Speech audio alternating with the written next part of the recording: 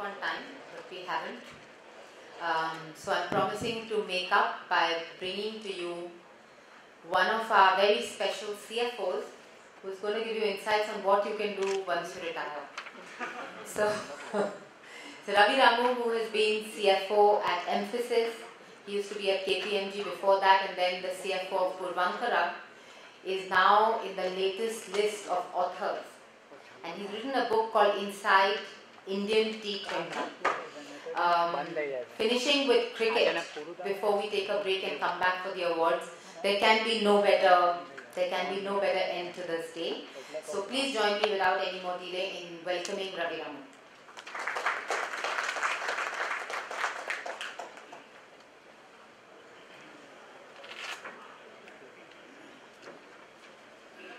T15 for us.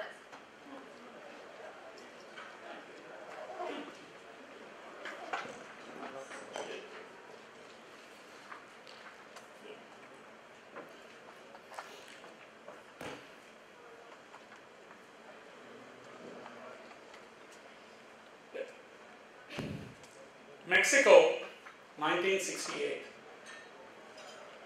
Can anyone give me a connect, please? Mexico, okay, I'll give you another hint. Mexico City, 1968. You give up? World Cup, you're close.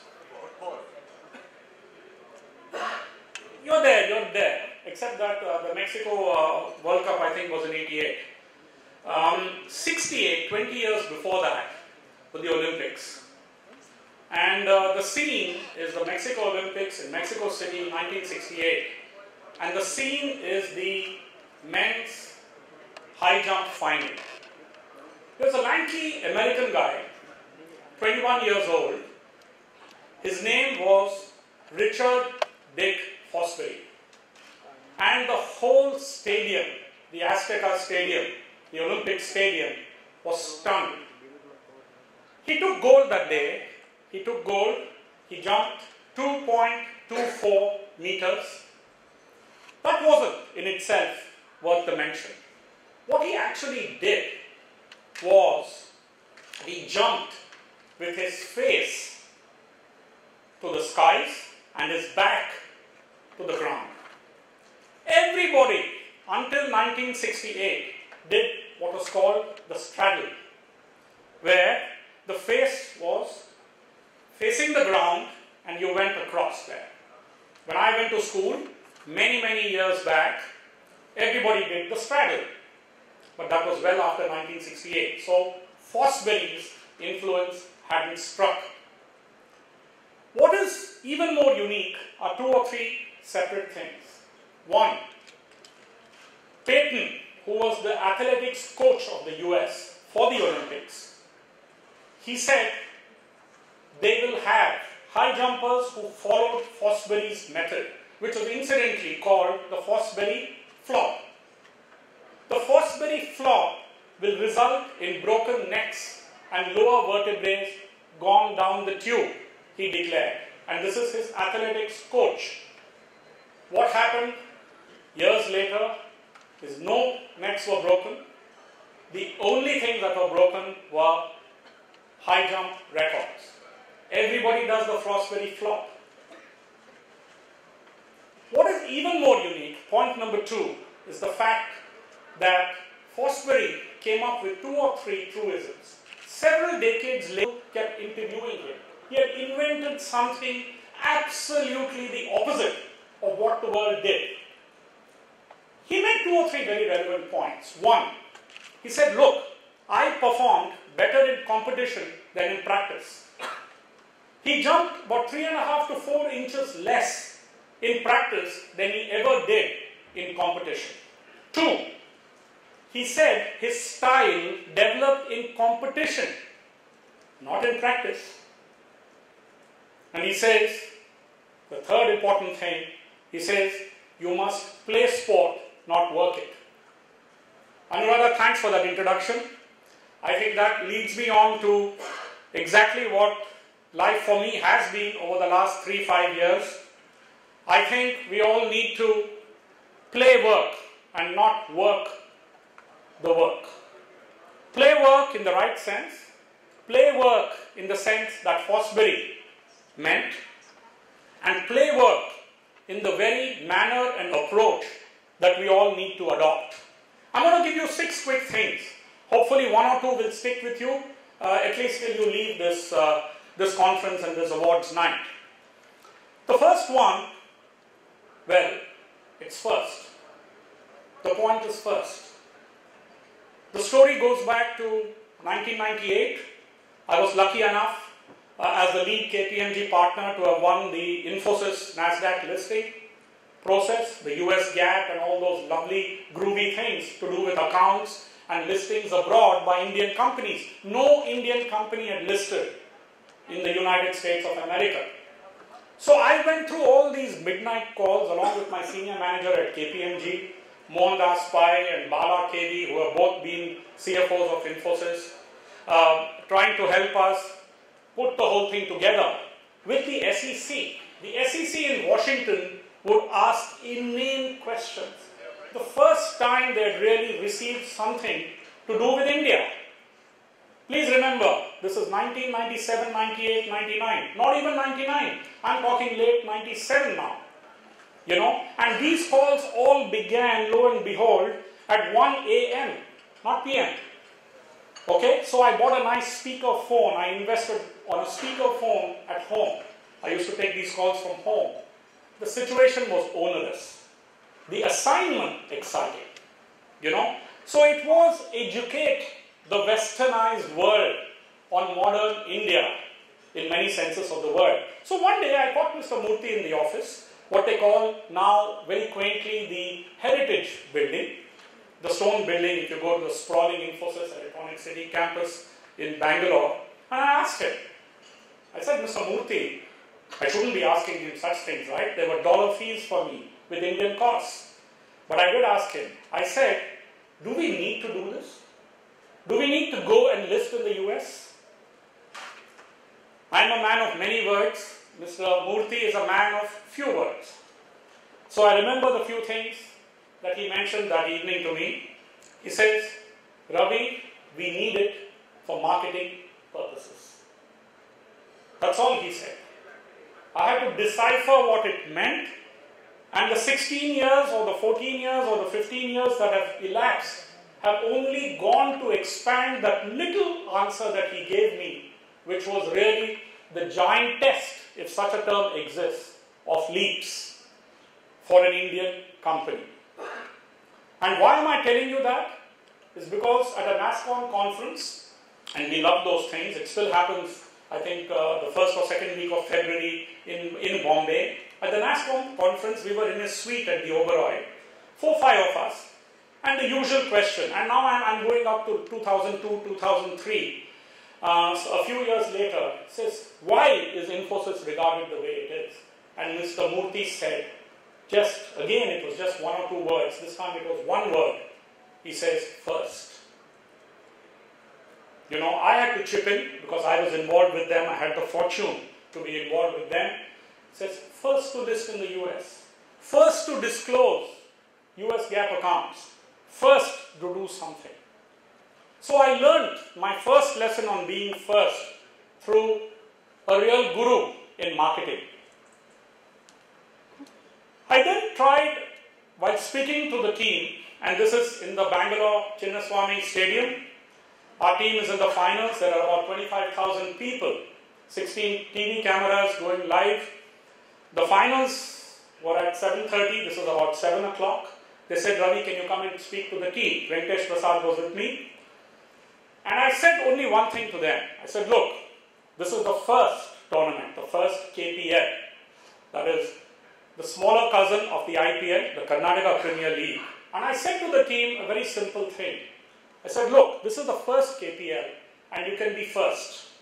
This is not a usual another match. This is something extremely different. You've got to see it as different. And remember one thing, and I asked them this question, wrong time to ask questions, right? Captain's going to go out for the toss soon. And you can hear the music, you can hear the mayhem outside. And I said, look, The first person who went into space, a guy called Yuri Gagarin. This was little more than 50 years back, the Russian. I don't know whether I can't, let me admit it, so I can't even tell you whether you're telling me the right answer. Who was the second guy who went into space? Who's that bloke? Nobody remembers. Some of you will answer if I say who won the 4th World Cup, Cricket World Cup, or the 5th. But definitely we will not forget, at least those of us who are close to my age, the first winners were the West Indies in 1975. Yeah? The younger ones are nodding. So I think I've made a good point here, at least for the first winners. So I think first is first. Second, it is something as simple as attitude and approach versus marks and medals.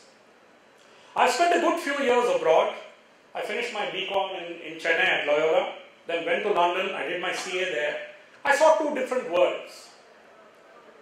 I saw a world, I'd left a world rather, in India, which had constantly told me that the higher the marks, the absolutely better. Most of you will be parents, experienced ones, and we push our kids now. Marks, marks, get the first rank. Second rank is not good enough. I went into an environment, a different world in London, where they wouldn't even give marks, they would give grades, an A grade or a B grade. I found that absolutely anti myself, everything that I stood for. I said, how can they do this? Somebody works harder. I very quickly learned that marks and medals we unfortunately give for examination scores. There are no scores for attitude and brilliance of common sense, for example. Yeah? And yet, and I'm sure all of us combined have done scores and tens and hundreds of interviews, and selected candidates. I can tell you a secret. When I, as a founder of KPMG in India, tried to recruit people, people didn't come to us. We had to attract them to come for an interview. Maybe it suited my purpose, maybe it didn't. But what I found was the top rankers, and I'm talking BCom students, I usually didn't select. I found, pardon the expression, the eyes too blurred and the marks too high and daunting. It was very, very clearly the person who probably stood in a class of 100, 25 or 30 or 10, but with the person with that sparkle in the eye. That's why I say in the book, I say every one of us makes our choices in an interview within the first microseconds or minutes. We spend the rest of the time justifying our decision. What we are doing unwittingly is doing attitude and approach versus marks and medals. But let's make that more of an Indian institution. Our people are so bright, let's not obsess them with marks. So Sriram College, I think now you need 101 out of 100 to get into that BCom course. It's quite frightening. Yeah? So let's get out of that. Number 3, and not too disassociated with the previous one, the approach and attitude, is something very, very quintessentially cricket. All-rounders. We talked about ability to achieve. Here we are talking about skill sets that we have. What you lose in the swings you gain in the roundabouts, the saying goes. What does that mean? One of the few things that we need to equip ourselves, which I discovered barely through sheer detail and work that we had come and done, especially working with setting up KPMG in India, was the fact that you need to have an all-round development. Yeah? The all-round development, unfortunately, amongst a lot of us accountants, and I'm an accountant, I don't claim I'm proud to be an accountant. Yeah? And I always will be an accountant as a mindset. But we tend to have that Chinese wall and build those big, unaccessible bridges, mental bridges, to the other side. For example, I was talking to Milind, and he's going to be talking to you now in a few minutes, I believe. He's HR head as well. But how usual is that? We had a captain who's an all-rounder. Supposing He didn't, but supposing he got out first ball, he has 4 overs in a T20 match, right? He's got another chance. So why don't we give ourselves 4 overs as well, apart from that one ball which might be our last, in many senses of the word. You know? So I think the all-rounders in us need to be actually woken up. It exists, it is there, it is only something that we need to bring to the fore. Then we come to point number 4, which is, again, not completely disconnected with the previous 2. It is what I like to call the spreadsheet syndrome. 3-letter words, NPV, IRR. You know, there are several other 3-letter and 4-letter words, which I find quite daunting actually. You know, we forget, us older ones, people like me, that these spreadsheets, the Excel function, unlike when we started our training, can do the needful. So why do we get so obsessed? Again, my example comes from an ace analyst, a person who is absolutely tops at analyzing numbers. His name is Prasanna. Look out for him, ladies and gentlemen. Don't watch the IPL if you don't want to, but on April 4th, some of you or most of you might be from Bombay, Mumbai Indians plays RCB at the Chinnaswamy Stadium, April 4th, 8 p.m. The RCB dugout will be shown, and you will see this gentleman. He's always sitting, as you face the dugout, to the bottom, to the right, cornermost position. He's sitting there, and he always has a laptop in front of him. Right? His name is Prasanna. They won't tell you. He's dark, he's squat, a little plump. Right? So you're not going to miss him. And if they win, Siddharth Malya goes to him and hugs him the first. Okay. Now why am I telling you all that? He was our analyst. There's a full chapter in my book dedicated principally to Prasanna. I didn't know then, but he was to become the analyst of the South African cricket team. You know, whenever you see South Africa play, you will find this dark gentleman. He stands out amongst a lot of those, less dark cricket players. So he's become the South African cricket analyst. He's become the RCB cricket analyst. Why am I telling you about him now? What I found when I first talked to him, he came unheralded. Perhaps that was the best part of it. I didn't know anything about him. I just knew that he was at that time an assistant RCB analyst. You know, he had all these numbers packed. You could wake him up and he would tell you what happens, what the score should be based on the IPLs of the last 20,000 years. You know, after 2 overs, what happens if the first wicket falls? Everything down to a number. But he stands out. I've had the pleasure, and I'm sure you have, most of you, as part of CFOs of listed companies, working with analysts of an entirely different kind. They love their spreadsheets. In fact, these analysts send you spreadsheets to fill. Can you fill up this Excel spreadsheet about your company? I'm starting coverage. I'd rather not have coverage, but I'm not filling up anybody's spreadsheet. That's exactly what I did, but I wasn't this blunt about it. I said, look, why don't you put your numbers in? What's missing, we will do. But this cricket analyst stands out. And what actually was the difference? It took me quite long. You know, he produced a video before every match our team went through. You know what the video is called? Motivational video. And this is an analyst producing a motivational video. We are the owners. We didn't know the analyst showed motivational videos to the cricketers before each match. What is a motivational video? The good highlights, the high moments. Even if they lost the match, there are high moments, right? Those would be played. And he was damn good in his editing. He was very good with his laptop skills. And he produced things. And he says to me, he says, Ravi, you know that guy, Amit Verma? Amit Verma went on to play for South Zone in Duleep Trophy, scored centuries in the semi-finals and finals. At that time, he wasn't even a Ranji Trophy player. He says, sir, that fellow will score. That fellow will take wickets. I will give you a guarantee. He doesn't have his confidence. in the final that I spoke about. He was the man of the match. He's mainly a batsman.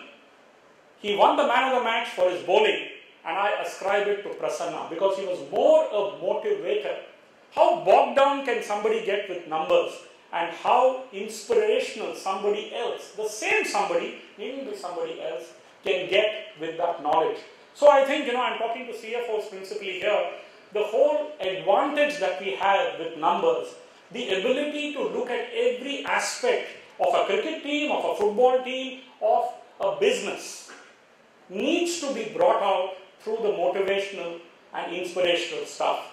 Prasanna, please look out for him. If you miss him on the April 4th, any RCB match, and you will find him there. He is always with his hand up and expressions absolutely non-spreadsheet driven. Number 5, the Wifm factor. I think we place too much stress on teams, on wholes, vision, mission, all sorts of statements. We tend to forget that first comes the individual. So Wifm is very simple. I'm sure some of you know it. Is what's in it for me? Why don't we start bottom up, then top down? I believe cricket is not a team game. And the whole aspect comes from the fact that we need to start bottom up when you inspire. If you're 25 years old or even 45 or 55, do you want to see the mission and whatever statement of a large multinational corporation? You want to know what's the whole thing about for you. What's the structure? What's your career plan? So I think the Wifm factor I found was absolutely important in the cricket context as it was, as it is, as it always will be in the business one. Number 6 is team structures. We make them too complicated. Just look at an IPL team. In fact, in my book, I have 17 management members. All IPL teams don't have 17, but the average will be anywhere between 10 to 14. I was lucky enough when I was doing my CA in London. I was there on June 25th, 1983. Yes, I am ancient. To watch Kapil Dev lift the World Cup at Lord's. I still have the ticket in my bedroom frame. Okay? You know what the support team then was? The manager and his ADC, his aide-de-camp. Just 2 of them. And there was a team of 14. The World Cup allowed only 14.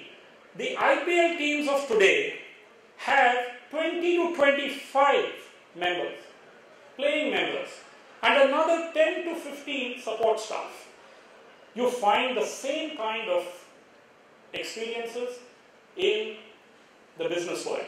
The bigger the teams, the higher your position is, the more important you become, the higher you earn. So it works very well, very similar.